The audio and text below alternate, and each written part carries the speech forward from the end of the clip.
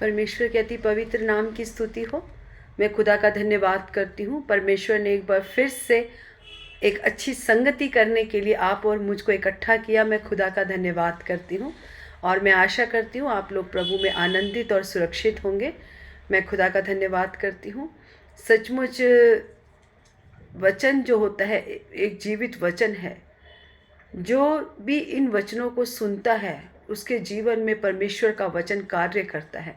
जो वचनों को सुनता है और जो उस पर विश्वास करके आगे बढ़ता है और जो विश्वास करता है कि यीशु मसीह मेरे लिए, मेरे पापों के लिए मारा गया और गाड़ा गया और तीसरे दिन जी उठा। जब हम परमेश्वर के ऊपर भरोसा करते हैं, उसके उस कलाम के ऊपर, जीवित वचन के ऊपर भरोसा करके आगे बढ़ते हैं, तो परमेश्वर का अद्भुत काम हमारे जीवन में प्रकट होता है। परमेश्वर हमारी अगुवाई करता है। परमेश्वर हमें आगे बढ़ने के लिए सामर्थ देता है, बुद्धि ज्ञान समझ देता है। उसकी आत्मा हमारे अंदर होकर कार्य करती है जब हम परमेश्वर के इस जीवित वचन पर विश्वास करते हैं और आगे बढ़ते हैं। आइए हम एक छोटी सी प्रार्थना करें। सर्वशक्तिमान परमेश्वर, हम आपका धन्यवाद करते हैं। धन्यवाद करते हैं परमेश्वर, राजाओं के राजा, प्रभुओं के प्रभु यीशु नासरी, हम आपका धन्यवाद करते हैं। सेनाओं के महान यहोवा परमेश्वर, हम आपका धन्यवाद करते हैं। ऐ मेरे मन यहोवा को धन्य कह और जो कुछ मुझ में है उसके पवित्र नाम को धन्य कह। ऐ मेरे मन यहोवा को धन्य कह, उसके उपकार भलाई को ना भूलना। तेरे एक एक उपकारों भलाइयों को याद करके खुदा हम आपका धन्यवाद करते हैं। प्रतिदिन हमारे बोझ को उठाने वाले खुदा, हम आपका धन्यवाद करते हैं। आज जितने लोग परमेश्वर इस वचन को सुनते हैं खुदा, यीशु के नाम से हम सब के ऊपर चंगाई की घोषणा करते हैं। यीशु का नाम सामर्थी नाम है। यीशु का नाम जीवित नाम है। पिता परमेश्वर, यीशु के नाम से हमें सामर्थ, छुटकारा, चंगाइयाँ मिलती हैं। हम धन्यवाद करते हैं परमेश्वर। आकाश, पृथ्वी और पाताल में यीशु के नाम से बढ़कर कोई नाम नहीं खुदा। हे पिता परमेश्वर, जितने इस वचन को सुनते हैं, यीशु के नाम से हर एक के जीवन में ये वचन कार्य करने के लिए खुदा हम प्रार्थना करते हैं। आपने प्रार्थना सुनी, धन्यवाद यीशु के नाम से। आमेन, आमेन, आमेन। God bless you all. परमेश्वर आप सबको आशीष करें। जब हम आइए हम परमेश्वर की मनादी के लिए मत्ती 24:36, जागते रहो। किस चीज के लिए जागते रहो? उस दिन और उस घड़ी के विषय में कोई नहीं जानता, न स्वर्ग के दूत और न पुत्र, परंतु केवल पिता। उसने कहा जागते रहो। कहीं ऐसा ना हो कि तुम्हारा प्रेम ठंडा पड़ जाए, क्योंकि परमेश्वर का वचन कहता है अंत के दिनों में भतेरे लोगों का प्रेम ठंडा पड़ जाएगा। हे प्रभु करने वाले सब उस स्वर्ग के राज्य में प्रवेश नहीं करने पाएंगे। मैंने पिछले दिनों आपसे एक वचन शेयर किया था, क्योंकि परमेश्वर आज की दुनिया में आधे से ज़्यादा लोग परमेश्वर के नाम को जान चुके हैं, लेकिन फिर भी परमेश्वर का वचन कहता है बहुत थोड़े हैं वो लोग जो उस सकरे मार्ग से प्रवेश करने पाएंगे। जब परमेश्वर का वचन आधे से ज़्यादा लोगों में पहुंच गया, तो कैसे थोड़े लोग उस सकरे मार्ग में जाने पाएंगे? क्योंकि परमेश्वर की चेतावनी, अंत के समय में भतेरे लोगों का प्रेम ठंडा पड़ जाएगा। जब हम इन दोनों वचनों को जोड़ते हैं तो परमेश्वर का वचन कहता है कि अंत के समय में भतेरे लोग पीछे हट जाएंगे। संकट और कलेश जब परमेश्वर के लोगों के जीवन में पड़ता है, तो वो लोग पीछे हट जाएंगे, परमेश्वर से अविश्वासी हो जाएंगे और उनका जो परमेश्वर के प्रति प्रेम है वो ठंडा पड़ जाएगा। इसीलिए सकरा मार्ग है वो जिसमें बहुत थोड़े प्रवेश करेंगे। बुलाए हुए तो बहुत है, दुनिया है बुलाए हुए, चर्च में बहुत आए हैं। आज जरा सी बीमारी दुख आ जाए तो लोग सभी कहते हैं कि प्रार्थना करो, ये करो, वो करो। लोग परमेश्वर के नाम को जानते हैं दुनिया, क्योंकि जब शैतान की शक्तियां बढ़ रही हैं तो परमेश्वर का वचन उससे दुगना बढ़ रहा है। इसीलिए हे प्रभु करने वाला सभी स्वर्ग के राज्य में प्रवेश नहीं करने पाएंगे। बाहर से तो बहुत लोग आत्मिक दिखते हैं, लोग परमेश्वर के भवन में बड़ी बड़ी आत्मा से प्रार्थना करते हैं, लेकिन उनके मन में, लोगों के मन में हमें नहीं पता क्या है क्या नहीं है। केवल परमेश्वर जानता है, क्योंकि परमेश्वर मनों को जांचने वाला परमेश्वर है। इसीलिए वचन कहता है कि भतेरे लोगों का प्रेम ठंडा पड़ जाएगा। बार बार परमेश्वर का वचन हमें चेतावनी देता है, और परमेश्वर का वचन कहता है जागते रहो आत्मा में, परमेश्वर के प्रेम में, परमेश्वर के वचन में, परमेश्वर के सन्मुख रहो।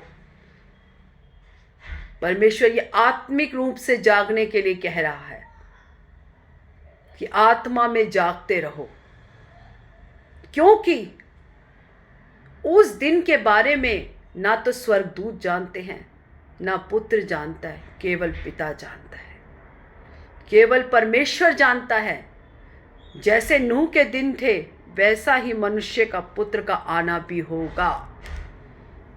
आमीन। नूह के दिन, जब परमेश्वर, एक बार नूह ने वाणी, जब परमेश्वर की वाणी नूह ने सुनी, तो एक बड़ा जहाज बना, मैं वर्षा करने वाला हूं, इसको मैं नाश करने वाला हूं, इसीलिए तू सब लोगों में प्रचार कर कि अपने मन को फिराएं, परमेश्वर की ओर आ जाएं, क्योंकि मैं इसको नाश कर जल प्रलय करने वाला हूं। तू जहाज बना। नूह ने क्या किया? परमेश्वर की उस वाणी को सुना और उस पर भरोसा किया, और एक जहाज, उस विश्वास को पकड़ के उसने जहाज बनाना शुरू किया विश्वास से।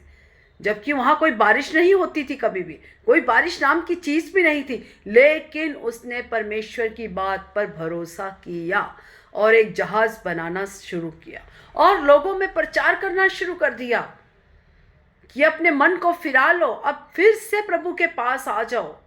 परमेश्वर ने कहा है मैं जल प्रलय करने वाला हूं। लोगों ने क्या कहा? मूर्ख है, बेवकूफ है, बारिश तो होती नहीं कभी, ये तो ऐसे ही मन घड़त बातें बोल रहा है, इसका दिमाग खराब हो गया है। लोग, जब वो जहाज बना रहा था, लोग उसको देख देख के हंसते थे, उसका ठट्टा, उसका मजाक उड़ाते थे। लेकिन परमेश्वर का अद्भुत काम, अद्भुत काम, क्योंकि परमेश्वर का वचन जीवित वचन है। यदि परमेश्वर की आपके जीवन से एक बड़ी योजना है तो है, आपको उस पर भरोसा करके केवल आगे बढ़ना है, उसमें शंका नहीं करनी। जब हम किसी विषय के बारे में शंका करते हैं, जब परमेश्वर की कोई भविष्यवाणी या परमेश्वर हमारे अपने दासों के जरिए हमसे बात करता है, तो उस वचन कहता है भविष्यवाणी को तुच्छ नहीं जानना। लेकिन हम अपनी बुद्धि से चलना शुरू हो जाते हैं। अरे प्रभु के दास ने तो ये भविष्यवाणी की है, लेकिन मेरे जीवन में कैसे होगी? ये हो ही नहीं सकती, क्योंकि हम मनुष्य की बुद्धि से चलते हैं। परंतु नूह ने, अगर वो मनुष्य की बुद्धि से चलता तो वो कभी भी उस जहाज को नहीं बनाता, क्योंकि उसको पता था बारिश होती ही नहीं है, और जो चीज होती नहीं उसके बारे में सोचना क्या। लेकिन नूह ने परमेश्वर की उस आवाज को सुना और उस पर भरोसा करके जहाज को बनाया। तब अचानक बारिश शुरू हुई। परमेश्वर ने बहुत समय दिया लोगों को, लगातार उसने प्रचार करा कई टाइम तक, लेकिन लोगों ने मन को नहीं फिराया, लोगों ने उसका ठट्ठा और मजाक उड़ाया। और जब बारिश शुरू हुई, जब उस नाव के दरवाजे बंद हो गए, परमेश्वर ने कहा तू अपने पूरे परिवार को उसमें रख ले। उसका पूरा परिवार, हर एक जीव जंतु का जोड़ा, जैसे जैसे परमेश्वर उसको बोलता गया, उसने उस बातों पर, एक बातों पर भरोसा करके वैसा ही वैसा करना शुरू किया। और जब उस नाव के दरवाजे बंद हो गए, तब अचानक वर्षा शुरू हुई, और लोगों ने बहुत दरवाज़ा पीटा उस नाव का कि हमें भी अंदर ले लो, लेकिन समय खत्म हो गया। उसके बाद समय नहीं मिला उनको। इसीलिए परमेश्वर का वचन कहता है जागते रहो, क्योंकि किस दिन परमेश्वर का पुत्र आ जाएगा, ना तो स्वर्गदूत जानते हैं, ना यीशु मसीह जानते हैं, केवल परमेश्वर पिता जानते हैं। उसी समय, उसी तरीके से आएगा जैसे नूह के समय में आया था। फिर कोई भी माफ़ी का समय नहीं, कोई भी पश्चाताप का समय नहीं, कोई भी तुम कितना भी गिड़गिड़ा लेना, कितना भी माफ़ी मांग लेना, कितना भी परमेश्वर के आगे रो लेना, कोई फायदा नहीं होगा, कुछ भी नहीं। क्योंकि जब परमेश्वर का पुत्र बादलों पर उस महिमा के साथ प्रकट होगा तो उसके बाद कोई फिर मन फिराव नहीं है, कोई माफी के लिए कुछ भी नहीं है। और वो सत्य वचन है, क्योंकि परमेश्वर का पुत्र जल्दी ही बादलों पर आने वाला है और वो राजा की तरह आने वाला है, सिंहासन पर राज्य करने के लिए और अपने लोगों को ले जाने के लिए जो उस पर भरोसा करके आगे बढ़ते हैं। इसीलिए समय रहते परमेश्वर का वचन बार बार चेतावनी देता है कि जागते रहो। जिस प्रकार नूह के समय में लोगों ने उसका ठट्ठा उड़ाया, मजाक उड़ाया, ये तो ऐसे ही मनगढ़ंत बातें बोलते हैं, कहाँ इनका परमेश्वर आने वाला है, ये तो पता नहीं कौन सी दुनिया की बात करते हैं। हम लोगों के बारे में भी लोग ऐसे ही बोलते हैं। लेकिन हर एक इंसान से जो इस वचन को सुनता है, आज परमेश्वर की आत्मा बोलती है, क्योंकि उसके बाद समय नहीं, आखिरी पहर में हम खड़े हैं, इसके बाद कोई पहर नहीं हमारे पास। जब वो परमेश्वर का पुत्र महिमा के साथ आ जाएगा, चाहे आप फिर कितना भी पश्चाताप कर लेना, वो सब व्यर्थ हो जाएगा। दाऊद भजन संहिता में कहता है, क्या मैं कब्र में जाने के बाद तेरा धन्यवाद कर सकता हूं? क्या मेरी मिट्टी तुझे धन्यवाद करेगी? नहीं, जीते जी हम परमेश्वर का धन्यवाद और उसको अपना उद्धारकर्ता ग्रहण कर ले और उस पर विश्वास करें कि वो ही इकलौता जीविता खुदा है। उसको छोड़ कोई संसार में परमेश्वर नहीं है। परमेश्वर का वचन जीवित और सच्चा वचन है। ये अनुग्रह का समय चल रहा है। इस समय जो भी पश्चाताप करके, अपने पापों को अंगीकार करके, अपने गुनाहों की माफी मांगकर उस यीशु के करीब आ जाएगा और उसे अपना उद्धारकर्ता ग्रहण करेगा, अपने मन को फिराएगा, उसी का उद्धार होगा, वही उस अनंत जीवन की ओर जाएगा।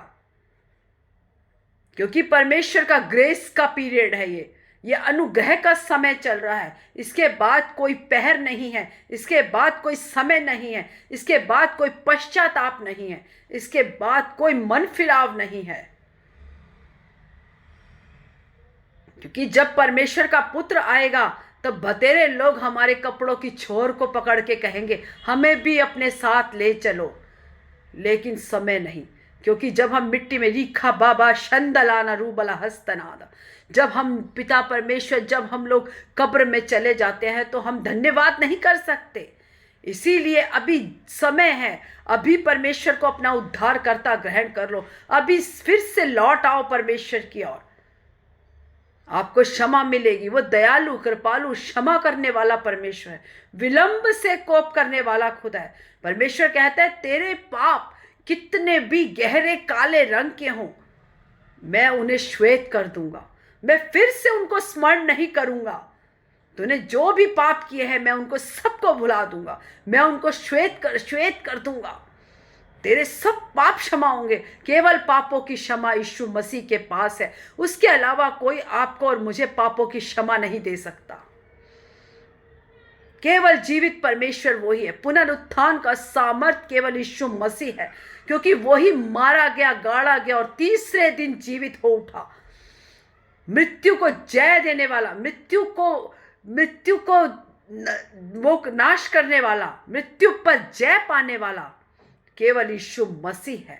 उसके अलावा कोई परमेश्वर नहीं इस संसार में जिसने मृत्यु से जय पाई हो। हमने नहीं सुना, मैंने कभी नहीं सुना कोई मर के जी उठा। कोई कितना भी लोग हों, कितने भी बड़े संत हों, कितने भी बड़े महात्मा हों, मैंने नहीं सुना कि कोई मर के फिर जी उठा। लेकिन यीशु मसीह मारा गया, गाड़ा गया और तीसरे दिन वो जीवित हो उठा, आज भी जीवित है और वो सिंहासन पर आज भी विराजमान है।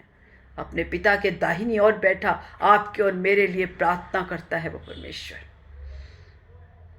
आज आज ही आनंद का समय है, आज ही अनुग्रह का समय है, आज ही क्षमा का समय है, माफ़ी का समय है। उसके बाद कोई समय नहीं। समय रहते उसके करीब आ जाओ, उसके और पास आ जाओ, ताकि तुम भी उस नाश की ओर नहीं परंतु उस आनंद जीवन की ओर जाओ जो परमेश्वर ने आपके और मेरे लिए रखा है। उसे अपना उद्धारकर्ता ग्रहण कर लो, अपने पापों से क्षमा मांगो, अपने आप को दीन और नम्र कर लो।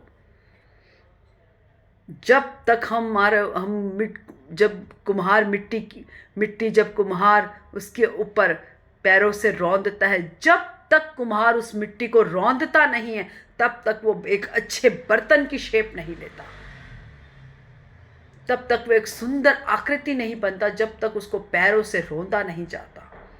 जब तक हम अपने घमंड, अपने ईगो को, अपने बुद्धि ज्ञान समझ से काम करते हैं, तब तक परमेश्वर का काम हमारे जीवन में नहीं होता। जिस दिन हम परमेश्वर के आगे समर्पण कर देते हैं कि खुदा मैं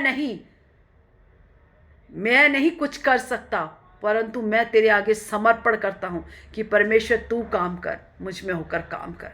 मैं तेरी सामर्थ्य से चलूँ, तेरी आत्मा से चलूँ, अपने बुद्धि ज्ञान समझ से नहीं, तेरी सामर्थ्य से, तेरी आत्मा की अगुवाई से चलो। संसार हमारा कुछ नहीं बिगाड़ सकता, संसार हमें कुछ नहीं दे सकता, लेकिन परमेश्वर हमें एक आनंद जीवन देता है, हमें एक आनंद, उस आनंद की ओर लेके चलता है। वो आनंद, वो सामर्थ जब से हम प्रभु यीशु मसीह को ग्रहण करते हैं तब से हमारे जीवन में आती है। वो धरती पर भी आनंद देता है और मरने के बाद स्वर्ग में भी हम परमेश्वर के साथ आनंद से रहते हैं। हम एक आनंद जीवन बिताते हैं। इसीलिए जागते रहो। आज परमेश्वर का वचन कहता है जागते रहो, क्योंकि परमेश्वर का पुत्र का आगमन बहुत जल्द है, अब विलंब नहीं है।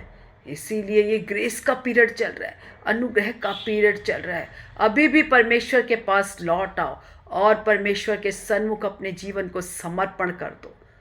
अपने घमंड, अपनी ईर्ष्या, द्वेष, जो भी हम किसी से करते हैं उसे खत्म करके परमेश्वर के पास दीनता और नम्रता से अपने अस्तित्व को मार कर परमेश्वर के यीशु मसीह में जीवित हो जाओ। जब तक हम शरीर में नहीं मरेंगे तब तक परमेश्वर हमारे जीवन में काम नहीं करता। जब तक हम शरीर में चलते, अपने शरीर की लालसाओं को पूरी करते हैं, तब तक परमेश्वर का काम हमारे अंदर नहीं होता। इसीलिए अपने शरीर की लालसाओं, अपनी शरीर की अभिलाषाओं को काबू कर कर परमेश्वर की ओर बढ़े। प्रभु इन वचनों से आपको आशीष दे और आत्मिक उन्नति और बढ़ोतरी दे। आइए हम अपने सरों को झुकाएं और सर्वशक्तिमान परमेश्वर के आगे प्रार्थना करें। सर्वशक्तिमान परमेश्वर, हम आपका धन्यवाद करते हैं। धन्यवाद करते हैं परमेश्वर, तेरे किए गए भलाइयों के लिए, उपकारों के लिए, दया के लिए, कृपा के लिए हम आपका धन्यवाद करते हैं। आज सुने हुए वचन को पिता परमेश्वर, जो भी लोग इसे सुनते हैं खुदा, सबके जीवन में ये वचन कार्य करने के लिए खुदा मैं प्रार्थना करती हूँ पिता परमेश्वर। Hallelujah, hallelujah. सचमुच जागते रहें, क्योंकि ना स्वर्गदूत जानते हैं, ना परमेश्वर, ना आप जानते हैं, केवल पिता जानता है कि कब पिता वो घड़ी आ जाएगी जब पिता परमेश्वर आप बादलों पे आके हमें लेने आएंगे। उसके बाद कोई समय नहीं, उसके बाद कुछ भी नहीं, केवल यही ग्रेस का समय है, यही अनुग्रह का समय है। हे पिता परमेश्वर, जितने लोग इस वचनों को सुने, तेरी आत्मा उनमें कार्य करे। पिता परमेश्वर, तुझे अपना उद्धारकर्ता ग्रहण कर कर अपने जीवन को आगे बढ़ाने के लिए खुदा, तुझ में एक विश्वास योग्य जीवन जीने के लिए खुदा आप सबकी मदद और सहायता करें। मैं धन्यवाद करती हूँ परमेश्वर। आगे के समय को, अपने जीवन को, जो भी सुनते हैं सबको तेरे हाथों में समर्पण करती हूँ। सब पर तेरी दया अनुग्रह बने रहने के लिए खुदा प्रार्थना करती हूँ। ये वचन भतेरे लोगों के लिए एक आशीष का कारण हो। धन्यवाद करती हूँ, आपने प्रार्थना सुनी, धन्यवाद। सारी आदर महिमा जलाल आपको देती हूँ। यीशु नासरी के मीठे सामर्थ्य और जीवित नाम से मांगती हूँ। आमेन, आमेन, आमेन। God bless you all. प्रभु आप सबको आशीष दे।